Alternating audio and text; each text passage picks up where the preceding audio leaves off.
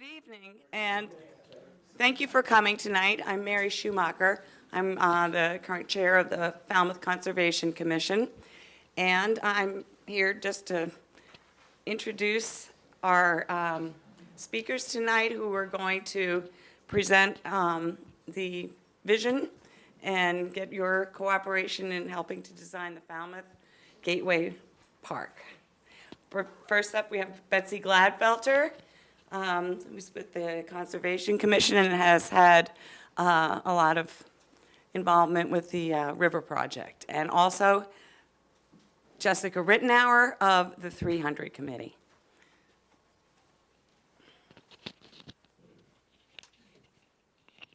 Good evening. Thanks for joining us tonight, and we look forward to the beginning of this project. This is something Jessica and I have talked about for a long while. The purpose, do you want to come a little closer? Can you hear those of you in the back? The purpose of tonight is to begin the design process for the Gateway Park, and this is the Gateway Park to the Coonamessett Greenway Heritage Trail, which will run from the lowermost point of the town land on the river, 3.5 miles up to the Coonamessett Pond. But today we're focusing on the Gateway Park. And how we got to today, Jessica will tell you about. So, as many of you know, the 300 Committee has been working with the Town Conservation Commission for more than 30 years. We're at 32 years now, and so much of the work in Falmouth has been land acquisition and very much related to education and outreach about the open space and restoration. So many of our projects are joint efforts between the 300 Committee, our wonderful volunteers, and the conservation staff and commissioners. So this project really was born out of years of land acquisition efforts and restoration and stewardship and education. Recently, we came together and decided that the organizations should apply for a conceptual planning grant from the Community Preservation Committee so that we could really get a specific plan together for the Gateway Park, for the Coonamessett River Greenway Trail. We really view it as a major trailhead for that trail system.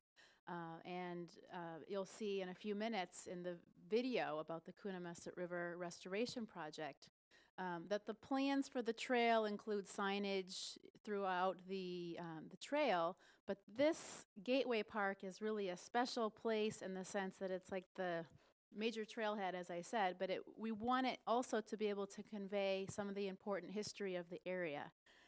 So it's exciting to be able to come together. Our first public planning session for the Gateway Park, and we really look forward to hearing ideas and sharing how we envision how the space could be as a public gathering spot for Falmouth. Families, school kids, scout troops, and really a lovely usable space. And right now I want to thank the Community Preservation Committee who awarded us a grant this past year, and some of the funds of that grant will be used for wetland walkways for the trail, but other funds are for this conceptual plan. And we put out an RFP, and the team that was awarded the grant was Stephen Simpson Associates, and we have 2 representatives here who are going to lead this program.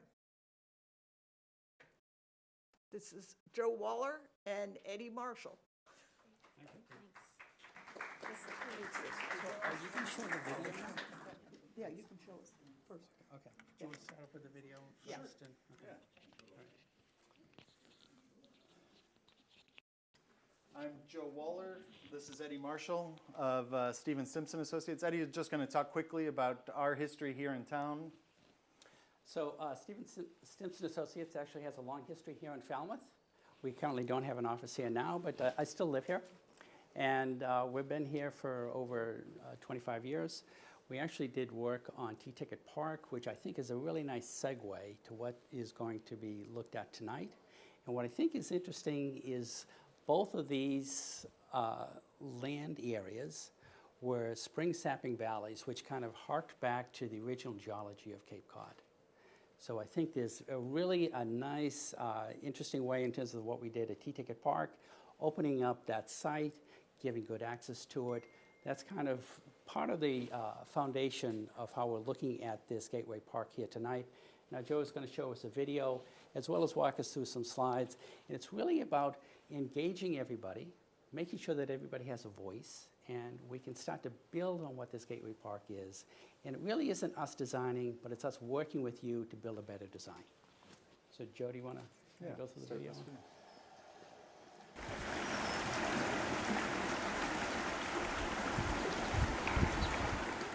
I've spent my last 70 years here in East Falmouth, and probably remember coming down here to the Coonamessett River in the bogs, probably at 5, 6 years old. So, as a child, of course, the big thing for this area was the herring in the spring.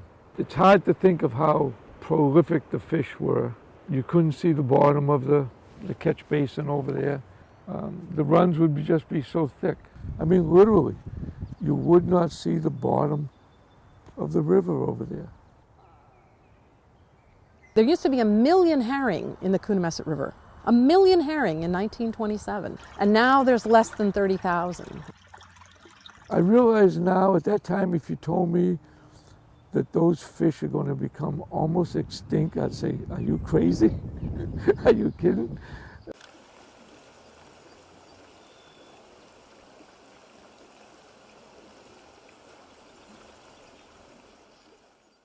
So what happened to this fish run through the centuries? From the 1700s on, it was dammed up as an industrial river. First for grist mills, later on, the site of where we are right now was a woolen mill. And so these are blockages for the river. After the mill industry moved elsewhere for various reasons, this area in the late 1800s was turned into cranberry bogs.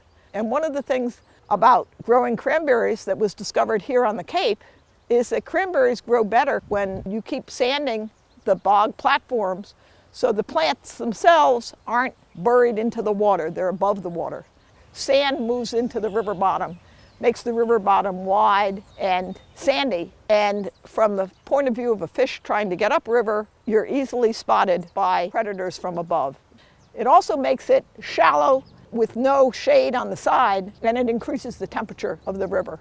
There was concern in the late 1990s and first decade of the 2000s with the decline in the number of herring. And a group was formed, the Coonamessett River Trust, who were concerned with trying to restore this as an active fish run. The Coonamessett River Restoration Project is unique in the state of Massachusetts. It has brought together many different organizations with a variety of interests, but all focused on returning health to the Coonamessett River. My vision and the CRT's vision are to create a river that's very well connected to its surrounding lands. Those lands have been in cranberry farming for more than 100 years.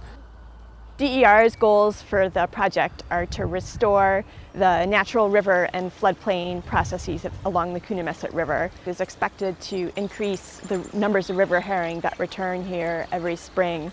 But it's also not just about the herring, it's also about the American eel that live in this system, the eastern brook trout in the headwaters that we hope to see expand to the lower river, and then the food web that relies on all of those species.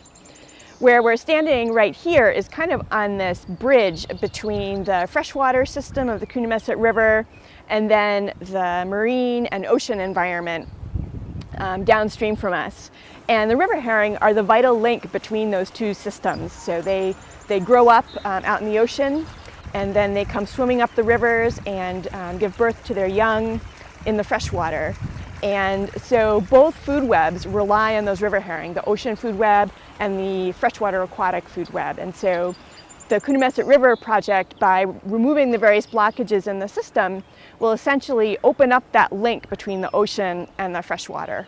When the river is restored, we'll see all aspects of the food web restored. So we'll see the insects that live in the bottom of the stream, the fish that rely on those insects, and the wildlife that then rely on those fish. We have this marvelous opportunity now to restore natural vegetation, create natural diverse wetlands along the river, to plant trees and establish cover, and also to improve the habitat within the river itself, put in more woody debris, things that used to be part of natural river systems but haven't been in this river system for a very long time. Once construction begins, the changes that first occur are going to look really messy. But this is necessary to strip away the sand, to reorient the river, and to allow natural restoration, the natural seed bank that is underneath the sand to come back. In the first month of restoration, there'll be a lot of big machines on the platform. Much of the vegetation that's there will come away, but if people are just a little bit patient, what they'll find is in the springtime, that seed bed will flourish, and very soon next spring, we'll have an initial vibrant wetland, but as years go on, the wetland, more and more wetland plants will develop in this community.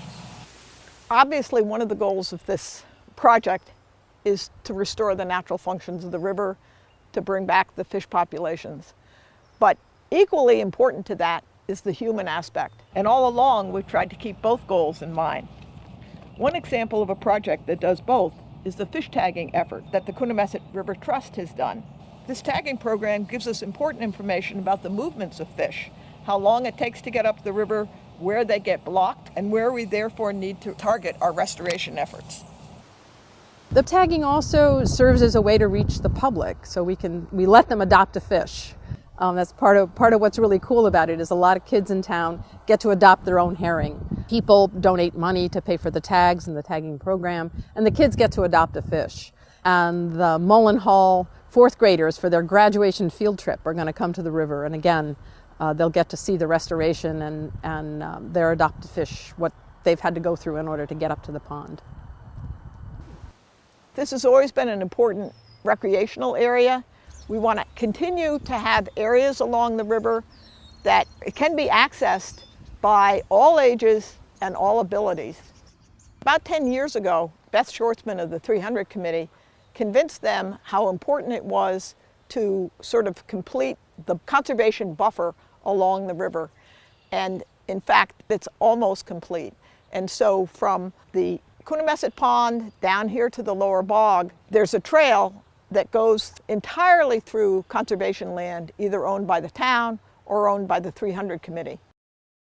And along that trail, what we want to have are stations. And at those stations, we'll have a kiosk, and one side of the kiosk will have an interpretive sign that tells a cultural story, and the other side will tell a natural history story. Stories that various people know, but they only know little bits of it. And it's an opportunity to put it all together. So one of the things that the 300 Committee is working on right now with the town is the Coonamessett Greenway Gateway Park. It will essentially be an amphitheater. It's a gathering space, a major trailhead, so we could have kids from the various schools or scout troops or families to come, and it will provide a space for them to gather. I think it's just a testament to the people in Falmouth, the people in this community, the scientists working with Volunteer Land Trust and the town.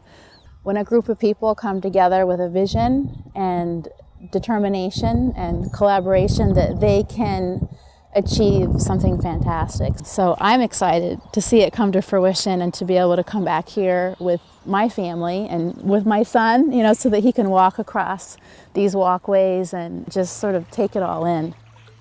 There's nothing like being out in nature, being by the side of a river to really sort of bring you back to how important this is. But I think we're going to make a marked improvement on what we have today. And that's my goal. And I think I can see it coming.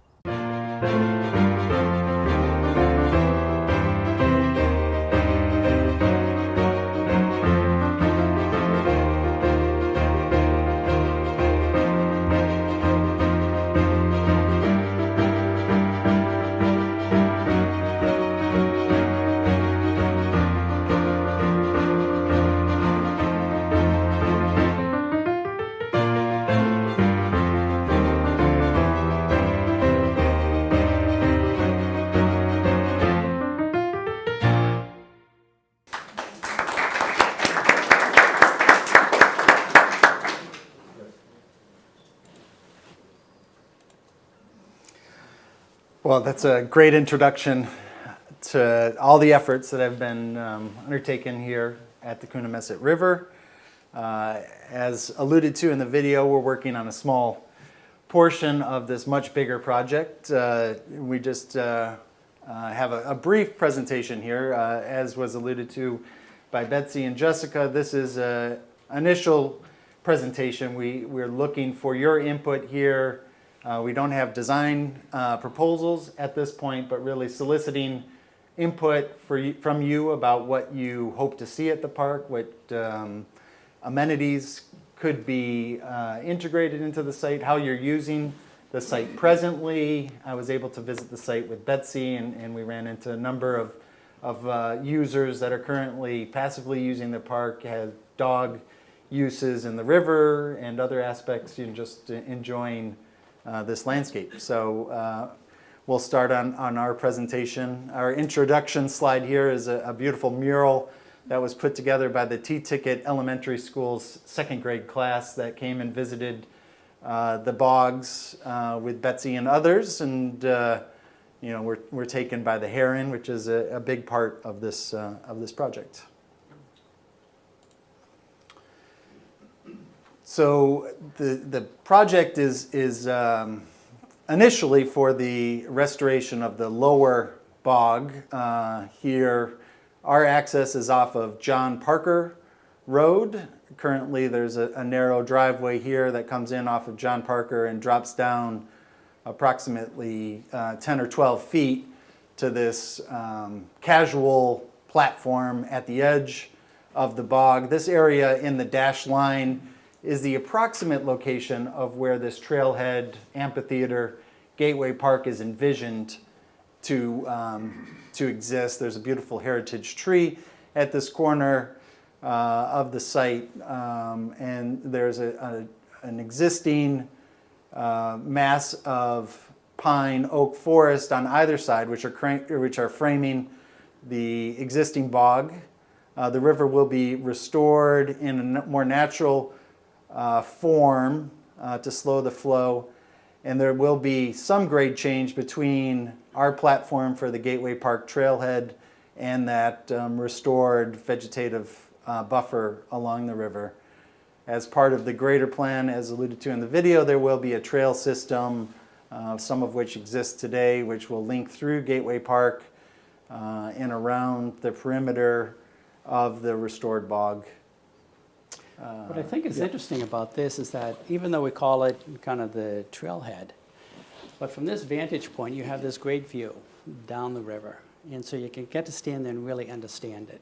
So when you go through and you read the different information placards that will be up, you get to then kind of connect these dots visually. And even it is kind of that educational component of it, but it's something that becomes very intuitive when you start to do these walks.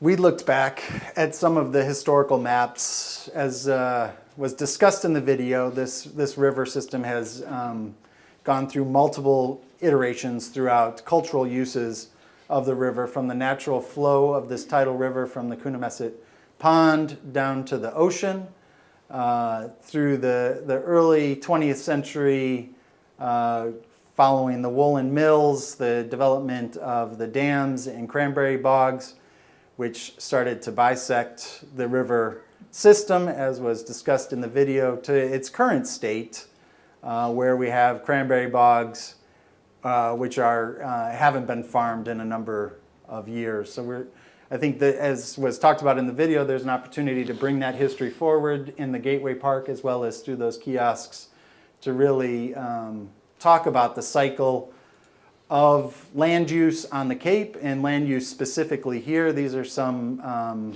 land cover maps, which was put together by the Consortium of Atlantic Regional Assessment. Here, looking at land use cover in the early 20th century, primarily forested on Cape Cod, to the later 20th century. You can see here the development of residential development, the depletion of our forest cover on the Cape. which is, kind of a history throughout the inhabitants of Cape Cod, where we've had this foresting and successional restoration for different uses, from early factory uses and early mills to the cranberry bogs, and it's amazing how nature just continues to kind of heal itself through succession as these uses wane and we get back to biodiverse communities. So I think this is another further opportunity to really talk about that cycle of nature overlapping with our cultural uses of landscapes. We look a little bit at the cultural histories, as was talked about in the video, looking at the mill history, the bog history, the natural history of the cranberry system, and how the park is being used, or the site is being used today as an abandoned and agricultural lot. We're seeing a lot of native and non-native spontaneous vegetation restoring the bog or repopulating the bog. We're seeing, the community repopulating the bog and making messages to one another about different aspects of things that are happening throughout the area, which are interesting. So the community is starting to re-engage the sites, and there's still some of the remnant history of the dams and manufacturing uses of the site. Our goal here with you today is to kind of think about what the park could be. What are the aspects that we can bring through exploration, different opportunities for educational classes or groups to gather and learn about aspects of the park, different prospects to have within the landscape to be projected out into that natural system, or to hover above that natural system and to experience the evolution of this vegetative restoration. The other thing I think it's important is when we think about what this is, what is this built structure? Here, this was an amphitheater that was built at an elementary school, but it's very passive in nature. But when they need to go out and use this as an amphitheater or an outdoor classroom, it works. Versus other structures that feels much more like a classroom, feels more built. I think that's part of the balance that we're trying to strike this evening in getting your input in terms of how much do we want to feel like it's nature, how much do we want to feel like it's built, and then what's the nature of it when there are smaller groups there? What's it like on a weekend when there's just a series of families there? So I think your input tonight will be really helpful in helping us to frame this direction for this overlook and this education aspect of it.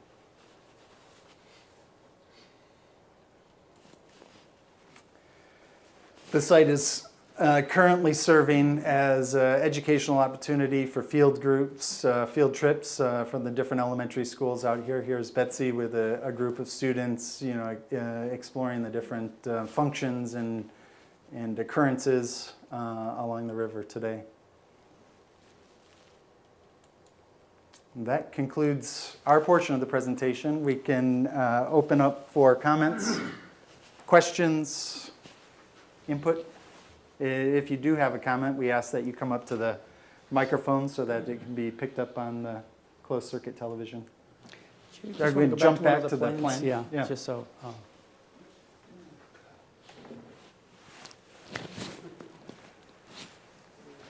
This is Mike's idea.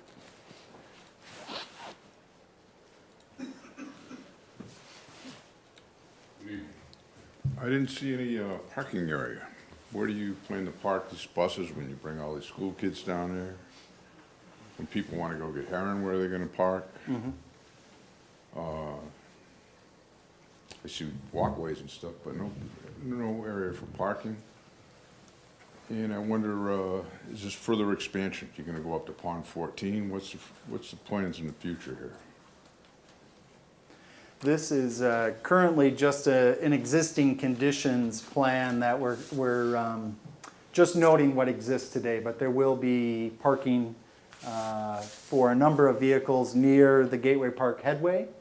We're also thinking about the school bus drop-off. Currently, that happens along John Parker road, as you can see up here at the top corner of our plan. So currently, buses are pulling to the side and letting students off here, and they walk down this driveway to the existing level area here. We're looking at various ways that could be improved, that buses could be cycled through here. You know, the site is a little constricted at this Gateway Park spot, so we're looking at a number of other locations that the buses could stage and perhaps continue to drop students off at the Gateway Park location.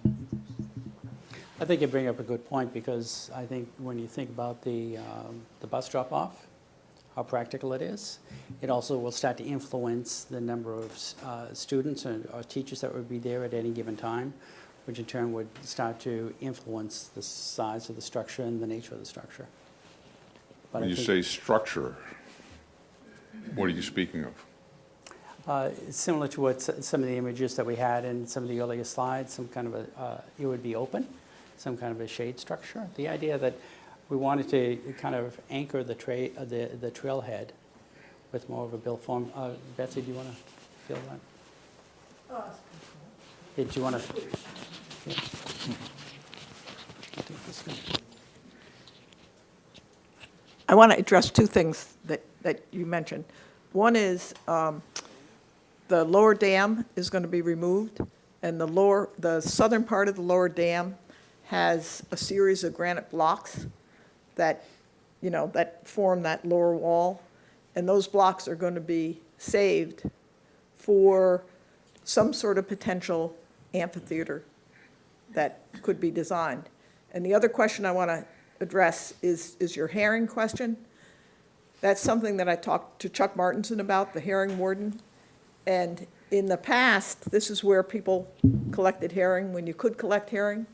And he was saying that there's another site on the river further up that he thinks would be more appropriate once the river's restored. And this restoration this restoration of the river will be from the southern portion of the town land to Pond 14. You're not going to drain Pond 14, are you? Nope. We're not touching Pond 14. How are you going to maintain the level, the water level? Well, presumably it'll be maintained. I mean, How would you maintain it if you removed the dikes? How about Middle Dike? the Middle Dike isn't maintaining the Pond 14. Pond 14 is being maintained by its, There's its quite a own- drop there. this is all been done by a river engineer, and there'll be riffles where the former dams were. And Mr. Neto spoke of herring there that were thick enough to walk across. And that's when cranberry bogs were operating big time. But it was So the bogs, But it was before bogs were flooded for gathering cranberries. Prior to the 70s, cranberries, most cranberries were dry picked. yeah. So they were using DDT on the bogs, all kinds of chemicals, and the herring were thicker than you can imagine. I grew up right there, Right. So it coexisted and it worked, Well, we're not going to get into that discussion tonight. We're working about. Well, we should. Betsy, the mic is not working. Oh. That mic is not working. This mic isn't working? Hello? Hello? I think that mic is only for the TV. Is that correct? Okay. And your plan is to dig all the sand out? The whole area, the whole bog area? That's part of the restoration, yes. I always thought it would be a good filter system, that sand.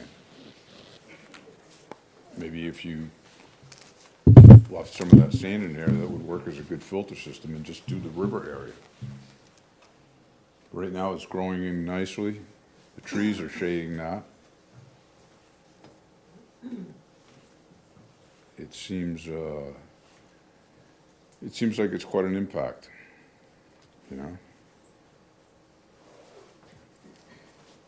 I'd be happy to talk to you at some point and show you the rest of the engineering plans. Do you plan to have a on-site visit at any time for the town people and walk through? Right now? I mean, you could walk through right now. No. Do you plan to have any open house thing at the on-site, say on a Sunday afternoon or something, so the residents of Falmouth could walk through with you and you could explain it? Well, I'd be happy to do that. Yeah. Yeah. Yeah. Let's, make sure I have your name and I'll contact you. Oh, I know the block very well. So the whole town could go down there if they wanted to. Put it in the paper that there's going to be a walkthrough in a presentation on site. Well, we actually have had public presentations about this project. Have you had them A on number of site? them. We've had public site visits, yes. Thank you. Betsy, I'm just curious, because you've done a lot of the kids' groups, it looks like. I'm curious to hear from you whether you feel that a built classroom type, arrangement is a good idea. Like in those pictures, you're just standing there talking to the kids, and obviously that's worked okay up till now. Do you feel like it would really enhance it to have, an amphitheater type thing or a covered space or kind of a more formal setting? Or because you're just kind of outdoors anyway, is it okay to just have them walking around? Okay. No, but this is just for the, This is just for TV. yeah, Yeah, the TV cameras. Yeah.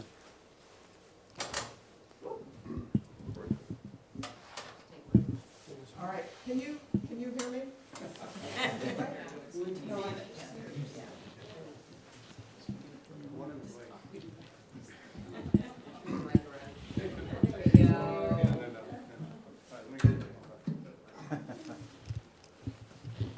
So, two things. One is when you take a field trip out there, it's always nice to have sort of an orientation period. But the other thing, and I don't just envision people going out just for natural history. I think this is an area where people can go out to do art projects, to do science projects, and potentially, say people were looking at different kinds of trees, there could be, I have no idea. This is why we're doing this. But I could see having tables and people being able to collect leaves. Hopefully we get rid of most of the poison ivy by that time. I had a very bad experience when I was teaching 40 years ago with poison ivy, guiding students. I wasn't there. They wanted to collect leaves of different sizes. I said, this is a good math project. You can look at leaves and you can look at size frequency of different size leaves. And it turns out they chose poison ivy. But anyway, so I could envision various activities where part of it is a field trip and part of it is collecting things and working in a space.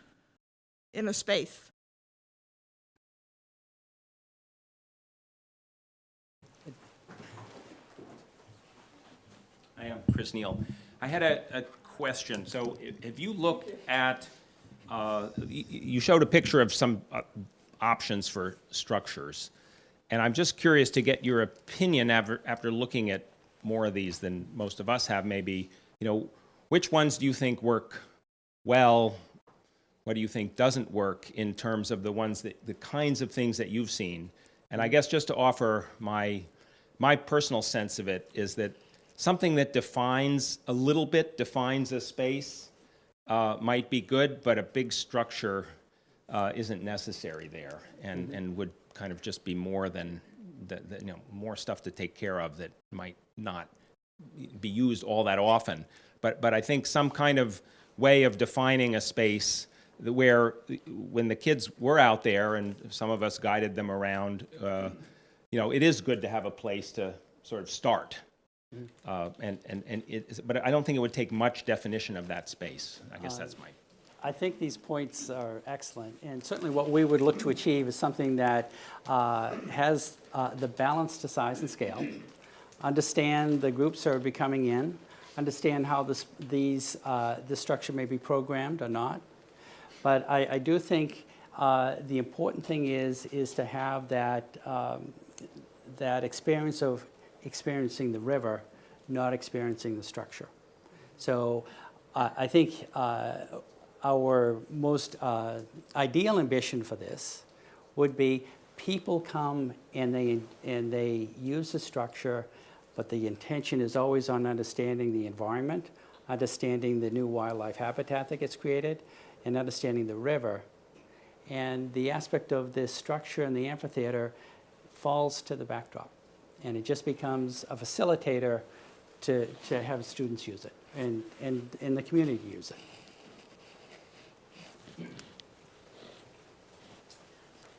Jim Hain. I'm with the Coonamessett Pond Association, and I live in Hatchville.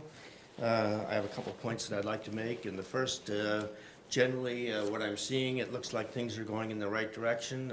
Looks encouraging. A comment about the pavilion. The picture that you showed looks like it's generally in the right direction. I feel that it should be slightly understated. I think it has a value, but the flavor of that, as well as the project, there's a bit of a balance there that the flavor that I'm thinking of, at least I'm thinking of, is more in the line of the state park and a national park, you know, that kind of flavor, as opposed to the over-manicured Disneyland kind of presentation. So there's the flavor that I'm thinking about. The other point I'd like to make is about signage. And this is, you know, early on in the project is a good time to think about all this. I've seen a couple of samples of the kind of signage that people might be thinking of. It's my view that you can easily overdo that sort of thing. There's only so much that you can present in a sign for it to be effective. And there's so many seconds that people are going to stand there and look at the sign. So one idea is to, in parallel with your signage and your displays, is to have one or more little booklets with the information that you'd like to get across that people can refer to, and that also goes to the website. So the signage and the displays can be minimized to a reasonable level, but you can offset that with booklets and websites. The last point that I'd like to make is something that folks have heard me talk about many times, and that is the maintenance. So here we are with a appealing project, and there's many appealing projects in town that get started and get installed, and this also is a good time to talk about the maintenance of this trail and this park, because things can easily get run down and littered. So part of the plan at the outset, early on, should be the maintenance of this project. Great. Thank you. Excellent points.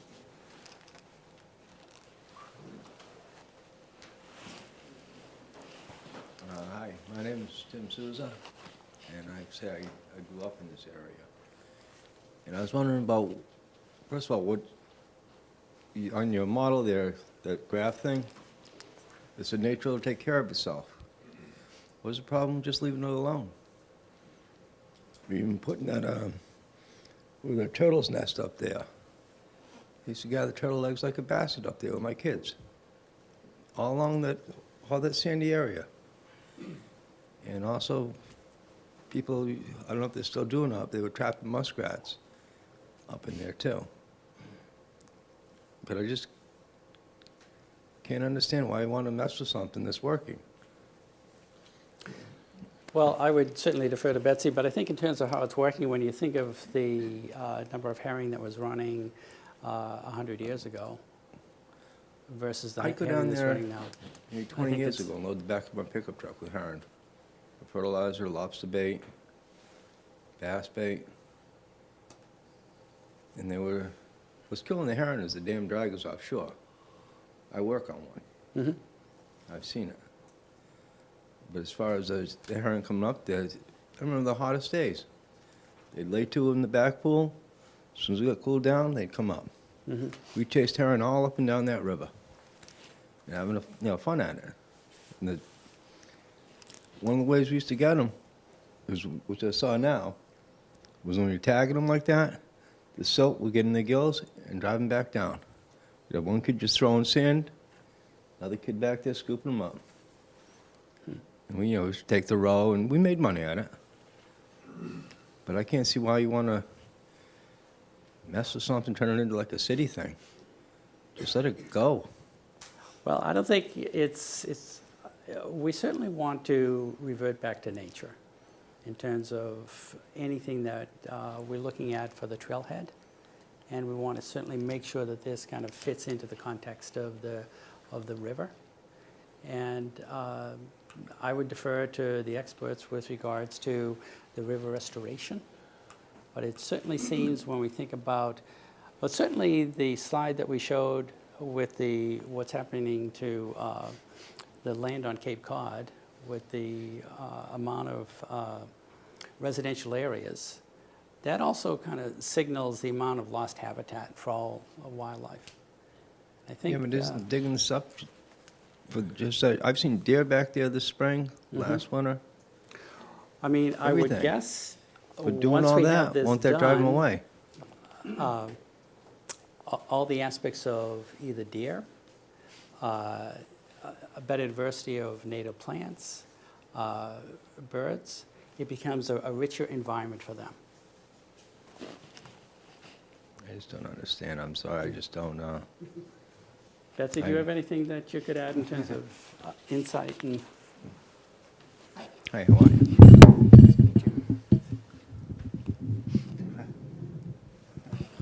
Yeah, I appreciate the fact that you have experienced the river, and certainly there's a term that's used as rewilding these areas that man has used for centuries.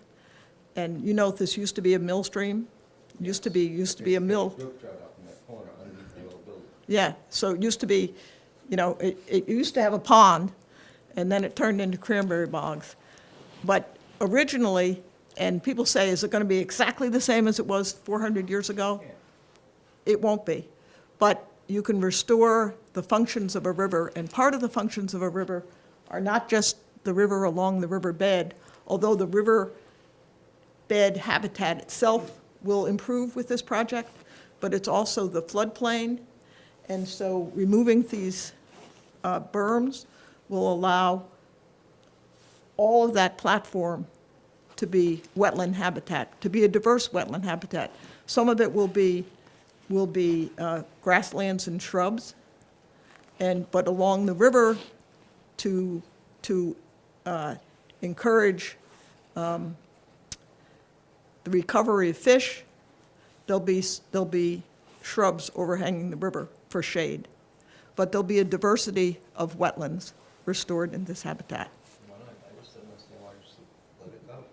You're going to have invasive species no matter where you go. Yeah, well, You can't get them out of there and expect it's like Ernie said, one of the things that is really missing now from the Cape are wild rivers. I mean, all the rivers of the Cape had this same function.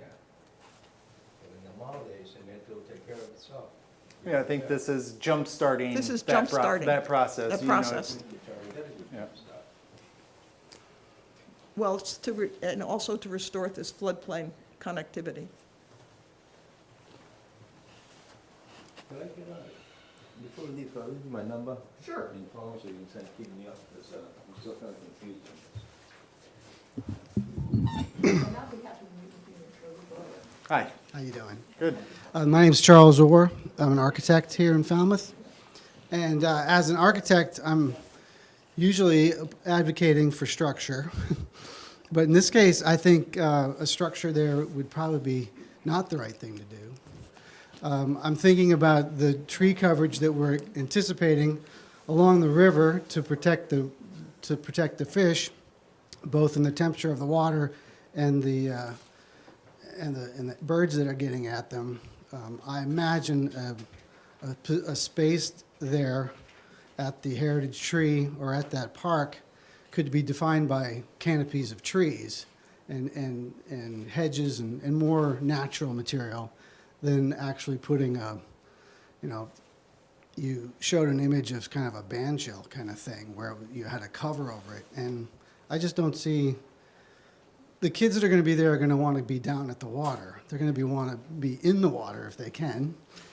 So you're a distance away from the water, so I'm not sure as a gathering space it needs to be that permanent. It could be something that's more landscape, more vegetative than structured. The other thing I want to think about is your access to the water. Is there with these? I know we're not talking about the pathways yet, and I assume we will at some point. But you know, the interaction of getting down to the water or at least near it. I also belong to Trout Unlimited of Cape Cod, and we've been restoring the Quashnet River for the last 40 years. And if you want an example of how the cranberry bog can be restored to a natural river that's got over 850 trout in it, go take a look at the Quashnet River. Right. It's a very small river, and this may have a little bit more of a flow than the Quashnet, but there's access to the river. You can come down to it. You can fish it. You can be in the water. And I'd like to see some connection to the water. This looks like it's kind of away as far as a park area, and my sense is if we're going to be planting trees to cover and to shade the water, you're not going to be able to see the water from that vantage point. Even though you're up in elevation, your trees that we hope will grow and mature there, there'll be no connection to the water. So I'd like you guys to think about the connection to that resource. Thanks. Okay. Thank you. Thank you, Charles. My name is Molly Cornell. So many people have already said what I would say also. I've had many years of experience of leading outdoor programs.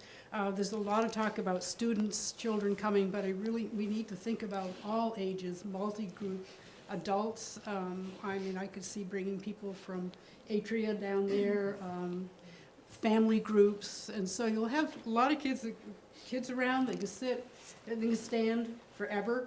But you'll need a couple of little seating places for people like myself who like to take a load off my people. Things are going on. But really very, very low-key informal. I would just, I love the idea of saving some stones. If you can sit on a stone. As soon as I'm teaching outside, if there are walls, roofs, tables, they're in the way. They're absolutely in the way. You just need to be very flexible, very simple, and but thinking of multi-ages. Thank you. Thank you. Thank you, Molly. Hi, my name's Wendy Bissler. Everybody's kind of already said what I was going to say, but I was going to also emphasize the fact that I don't think we don't want a structure there. I think that would be just too much. But I do like reusing the pink granite blocks, and I kind of like the idea that you showed in one of the picture with the pieces of blocks or whatever kind of randomly around. And I agree that I think it's even good for the school kids to sit, because I did help lead some of these school groups this spring at the Coonamessett, and it just helps to have the kids focus if they're sitting down, because otherwise they're kind of wandering around and they're playing with each other and they're jostling together. So at least to start out and to start the talk or the walk, I think it's very helpful to have them sitting in one spot. And we had two groups. We had Mullen Hall fourth graders do their graduation field trip as a visit there of one of the sites that they visited. And I think we had up to 50 kids at one time. I thought it was 75. Groups of 75. Two groups. Well, anyhow, it was quite a large. So it's something to think about how you can accommodate larger groups, but also smaller groups, because you don't want it so large and overwhelming that when you just have 10 people there, it feels kind of too big. I do like the idea of tree cover, some kind of natural-looking vegetation to also ground the site, to kind of incorporate it into the area. And I was just looking there at where the bend of the river comes a little bit closer. Of course, I don't know exactly what the configuration of the river will be once they start getting in there and doing the work. But maybe someplace close to that bend would be a good location to think about siting it. I mean, before I was thinking... no, the one that's near the trail. This one up here. there. Okay. Yeah, I mean, before I was thinking, oh, it should be up where that Gateway Park area, the oval that you have. But then you are kind of far from the river, so maybe if you had it closer to that bend or the other. Yeah, perhaps. I mean, just a good thought. idea. Yeah, that's excellent. Okay, thanks. Thank you, Wendy. My name is Martha Azendorf, and I do work at the 4th grade at Mullen Hall. And we took about 100 4th graders there last year. We typically have 100 students per grade at the school, 2 school buses. With chaperones and all, the numbers were probably 65 or so for each group. And it was great. We loved it. But the gentleman in the plaid shirt, you know, talking about kids jostling to get near the speaker and sneakers kind of getting close to the water and all of that, an area where, you know, and it doesn't have to, a homeroom might be 20 to 24 students, but maybe even a little wooden platform area where you could stand on a solid surface, if you will, and see the water kind of bending around would be a nice thing. There was poison ivy that we were scooting around when we kind of walked down a little path. And I know this is all in the initial stages, you know, and it's only going to get better. They don't sit still for, you know, I mean, 20 minutes would be, you know, a longish time.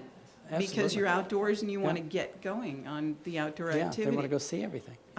And I liked what you said was that from the Gateway Park area, you have a vista at this time. But again, as the trees grow up, to not, you know, sort of say, well, there's a lot of trees and in there's a river. You know, you want to be able to see some river and get close to it without getting in it. But it's great, and keep going. Thank you. Okay, thank you, Marla. Hi, I'm Maureen Nolan.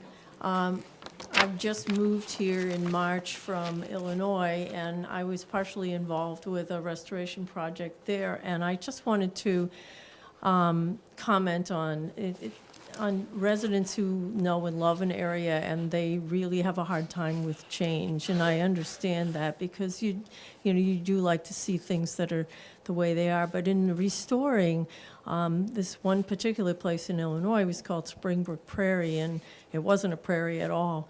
But they tore out trees, which were not native trees, and people were upset, about the clay pipes being uprooted so that the river became more wild. It wasn't the way it was. And also,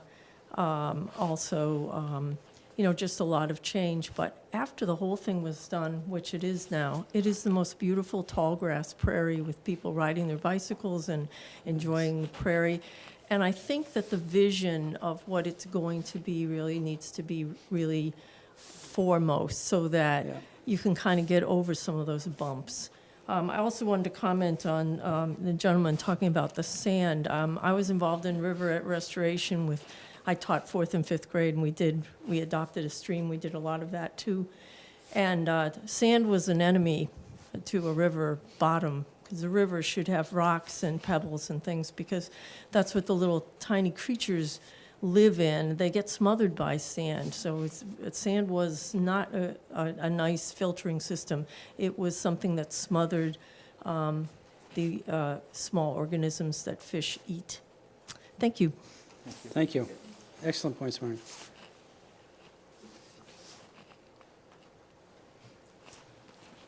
Hi, my name is Tom Stone. I'm on the board of the 300 Committee, and I haven't checked with Jessica about these comments, but anyway, I'm going to go ahead. I appreciate that the gentleman brought up about the Quashnet being restored, and I happened to go on a tour there with Beth Schwartzman when she was alive, walking down the Quashnet, and we did discuss how it had been a cranberry bog at one point in time, but it was abandoned, I think, in the 1950s after one of the hurricanes came in, surged in there, and flooded it with salt water, and then it became unusable as a cranberry bog. Can you tell me what, you know, given that we're supposed to get about 1 to 3 feet of sea level rise over the next, by the end of the century, you know, how is that factored in here? And what's the potential for a sort of flood absorption, flood control of waters? That is by interfluve, so we'll defer to Betsy again.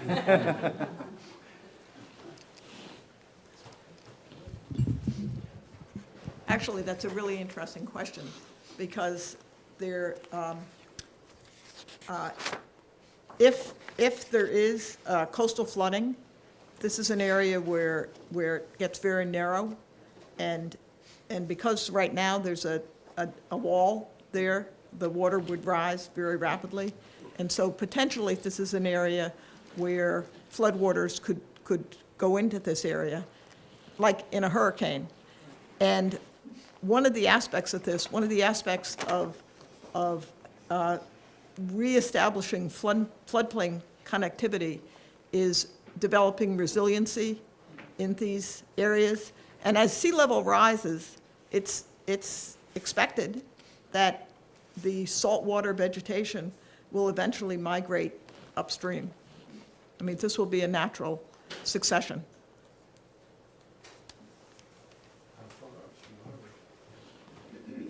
Well,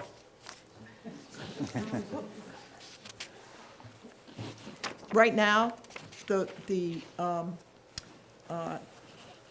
saltwater influence gets to about probably 1,000 feet south of where the dam is. But, you know, as sea level rises, it will move upstream.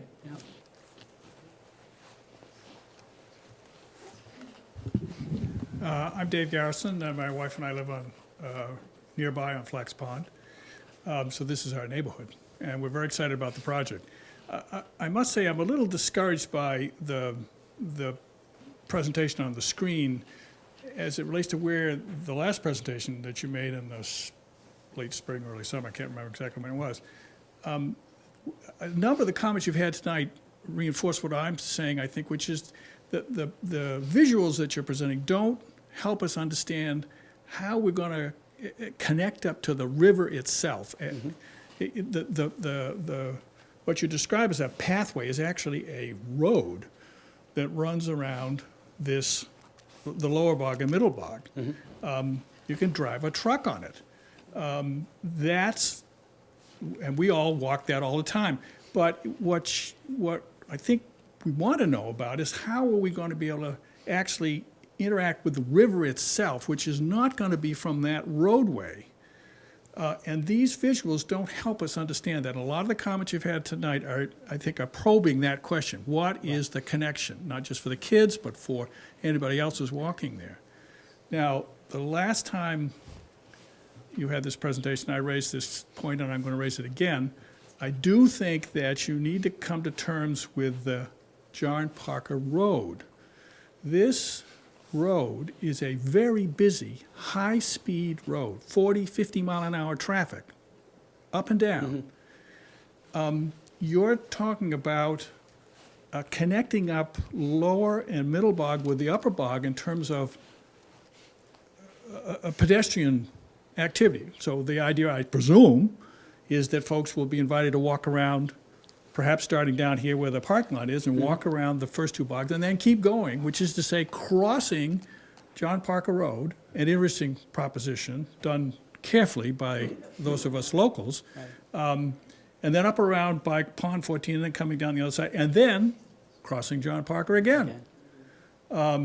It's not now possible, for example, to do a walkway around lower and middle bog, except by walking along John Parker. In other words, you're going to have to think about this trail system, and the visuals so far don't help us in that regard.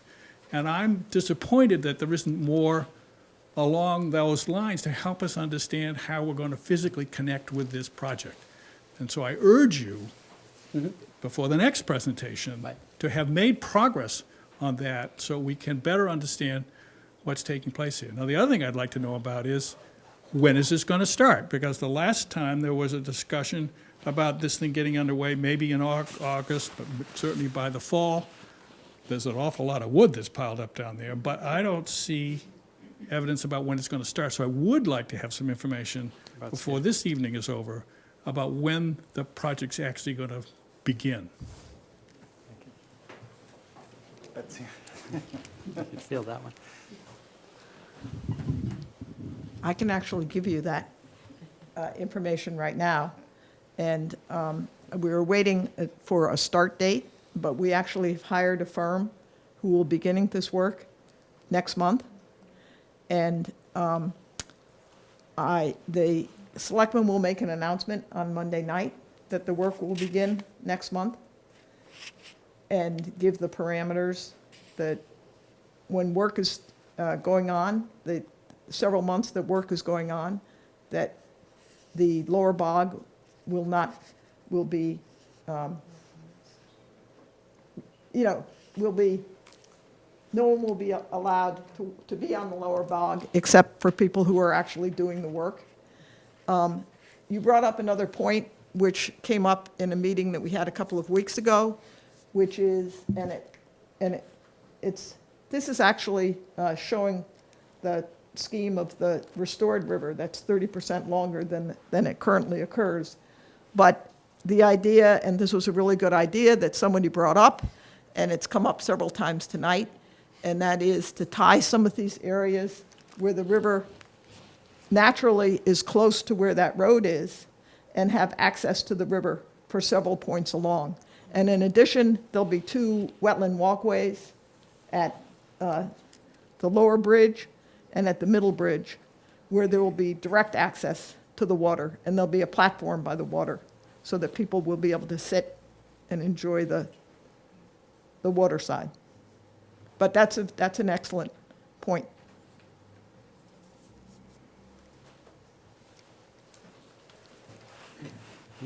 Any other comments? Wanted to also mention we have some boards in the back and Post-it notes and pens, so if you'd like to make additional comments or suggestions, please feel free to do that as well. Just one more comment. One of the photos showed a raised platform, 15, 20 feet in the air, which could be a really cool thing to get and I don't know how big a tree canopy is going to end up being, but to be able to get an overview like that would be really cool. Yeah, I think there's a great opportunity with the natural topography change from John Parker down to the platform, then down to the bog to really, take advantage of that, perhaps with an elevated vantage from some point. Yeah, I mean, even if it was something you had to go, kind of climb up or whatever, and that could be kind of a cool thing, especially, make it like a tree house or, something like that, but where you get a kind of a vista over the whole thing, so. Thank you. Any other comments? Are you still gonna have parking at Middlebridge? Yes. There's an area there where you can park now. Okay. And where you cross John Parker. Yes. There's an area where you can access. Are you gonna still maintain that access for Yes. parking? All the places they're parking along the way, we're still going to maintain those. Thank you. Before we break up, can I just? Go ahead. Are you going to make a comment? Sure. Okay. I just want to say before people do leave, that if you have any more suggestions, the more suggestions, the better this can be for the community. And either to contact Jessica at the 300 Committee or concom@falmouthmass.us and, flag it for me, and I'll get that message. Because the more that we can incorporate and the more that we can give Joe and Eddie, that the better this project can be. I'm sure you're going to go home and say, I wish I had said this or that. But now you get a chance to say something. Okay. Not sure which way to face here. My name is Tom Shelton. Regarding just the gateway entrance, it seems like what we've got to maintain is some sense, as soon as you arrive, you know that you've arrived. There's a sense of, okay, we have succeeded, we're at the right place, accomplished by some really obvious signage, which in a perfect world would be very in character with the natural materials around it.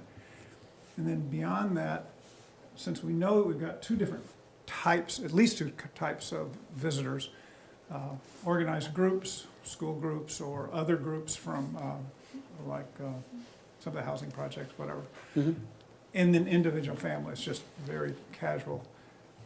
If there's going to be, which it seems like there should be, some gathering place, whether it has a roof on it or not, but wherever that gathering place is for large groups, as well as, well, let me just, to that point, that seems to me, it needs to be off to the side so that if there is a group there and some organized presentation going on, and then a single family arrives, they don't feel like they're interrupting anything, nor do they have to come so close to that group that it's a distraction. Because the kids will look at whatever's, Right. new one on the distraction. scene. Yeah. Yeah. So you arrive as a visitor, so the visitor experience is, okay, I feel like I'm at the right place, good, I can relax about that, I'm not lost. There's something going on over there, I'm not gonna interrupt it, I can walk up, and part of the sense of I have arrived and I am welcome, I'm not invading something, is providing a level of comfort or assurance that the person has, the first-time visitor, has a sense of, okay, how big is this project? What are my options? A really clear map so that someone can say, well, I'm only going to spend 15 or 20 minutes here. What can I do? Right. And then if you're there for the second time or you're going there for the first time and you really want to discover it, then there's an opportunity to see, okay, let's go on that trail there. If it starts to rain, do we have to backtrack, or is there a crossover so that we can get back? And that's all part of the trail planning. And to this gentleman's comment about how do we connect to the river, once you get out on the trail, wherever that trail is, there's certainly an opportunity and benefits to having a little spur that comes off of the main trail, goes to an informational kiosk, if that's what it turns out to be, so that from the material I've seen previously, those kiosks are cited so that the story they tell relates to what you're looking at. Whether that's cultural history, some old structures or something else, or it's the natural history around you, well, great. Have that as close to the river as possible, because that's the theme that runs through the whole thing. But have an opportunity for people to get away from the passage of the main trail. And another benefit of having a little spur, even if it's 20 feet off of the main trail, you can go in there and have a conversation, or if a naturalist is giving a walking tour, they're off of the main trail, they can talk about whatever's special about that place, cultural history, natural history, and make that more visceral connection to the river, even if the main trail logistically can't stay that close to the river. Thank you. Excellent. Hi, I just want to, you brought up a point that I hadn't considered. It is very difficult from John Parker Road to see where the entrance is to this property. We always have a difficult time when we ever have our restoration volunteer days or for the school or anything. It's very hard to indicate to people where they're supposed to come and enter the area. So we need some kind of welcoming or indication that this land is down there, because you really can't see it very well from the road. And it's just a tiny, kind of narrow little It's a steep slot, yeah. graded Right. driveway. And so we need some kind of visual cue that this is the correct area. And it's the same where down with the middle bog area too. Okay.